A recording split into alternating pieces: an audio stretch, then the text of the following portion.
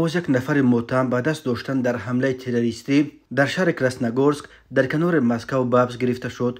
متاسفانه او هم زاده تاجیکستان بوده است.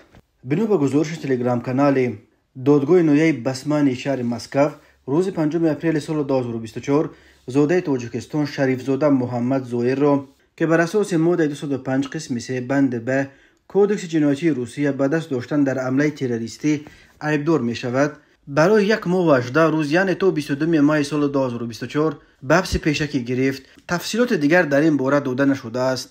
محمد شریف زاده یکی از 11 نفری بود که الکی 1 روز بعد حمله روز 22 مارت سال 2024 در کراسنogorsk به دست افتاد. به فرق از 4 متهم اساسی که تفتیشات آنها را به اشتراک بی‌واسطه در حمله گناهکار می‌کند، محمد شریف زاده تنها به همدستی در تیار کردن حمله عیبدار می شود، ولی معلوم نیست که او را مشخصا به چه عیبدار می کنند و شریف زاده با چه کرداری در این حمله همدستی کرده است. یادآور می شویم 22 مارت سال 2024 4 نفر مسلح به تالار کنسرتوی کراکو سیتی هال در شهر کراسنogorsk در کنار مسکو پایتخت روسیه حمله کرده مردم را تیرباران کردند.